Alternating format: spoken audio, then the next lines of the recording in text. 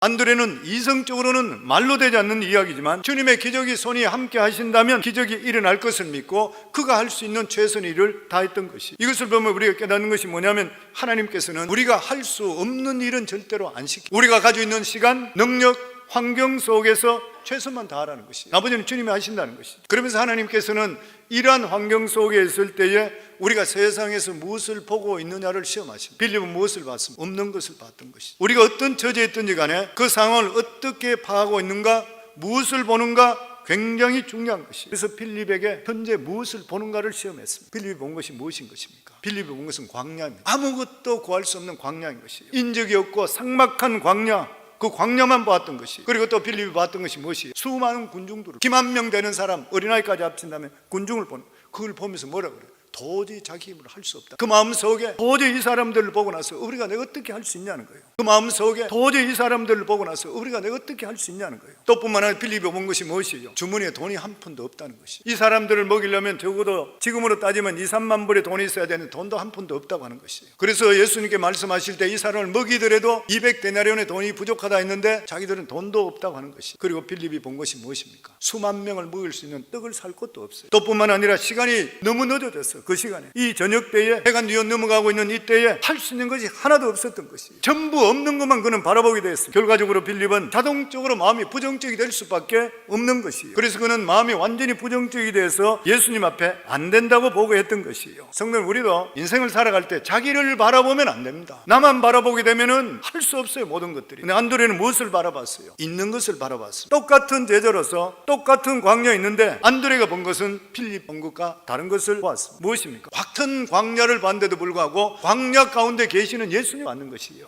물론 광야인 것이, 근데 광야만 있는 것이 아니라 광야 가운데 예수님을 집중적으로 바라봤던 것. 왜 그런 것이? 그 예수님이야말로 자기가 예수님과 함께 하실 때 불을 포도주로 만들었던 예수님인 것이. 그 당시에 자기 눈으로 받은 것이. 그때 역사하시다면 예수님께서도 반드시 역사할 것을 믿는 믿음을 가지고 있었던 것이. 빌립도 똑같이 물이 포도주로 바뀌는 것을 봤는데도 불구하고 빌립은 그 당시에 환경이 바뀌니까 믿질 않았던 것. 뿐만 아니라 수많은 군중들이 있어, 10만 명이 있는 것이. 이 많은 사람들을 먹이려고 그러면 돈이 많이 필요한데도 불구하고 그 군중 가운데서 예수님만 바라보고, 빌립은 예수님을 바라보냐 하고 군중을 봤지만 안드레는 예수님을 바라봤어요. 그 다음에 안드레는 본 것이 무엇이? 예수님의 권능을 바라봤다. 하나님의 아들이신 예수, 죽은 자도 살리시고 운동이도 깨끗게 하시고 귀신도 쫓아내시고 하나님의 기사와 이적을 행하시는 권능의 사자인 예수님을 바라봤던 것이. 안드레는 모든 것이 부정적인 그러한 조건 가운데 그 가운데 계신 예수님을 바라봤기 때문에 결과적으로 그 마음속에 뭐예요? 아, 예수님만 계시면 할 수 있겠구나, 긍정적인 마음이 들어오기를 시작했던 것이. 왜냐하면 주님과 함께 계심을 통해 능치 못함이 없다는 것을 믿었기 때문인 거예요. 왜 그래요? 예수님은 하늘과 땅의 모든 권세를 가지고 계시기 때문인 것입니다. 안드레는 예수님이 있기 때문에 꿈을 꿨습니다. 우리는 예수님이 계시잖아요. 예수 믿고 구원받은 거 확실하시죠? 하나님께서 우리 아버지 되신 거 확실하시죠? 그렇다면 우리는 할 수 없지만 믿음 가운데 사시고 영롱한 꿈을 꾸시면 하나님께 좋은 걸 주시는 하나님께서 우리에게 꿈을 이루어주는 걸 믿으시면 아멘 하시기 바랍니다. 아멘.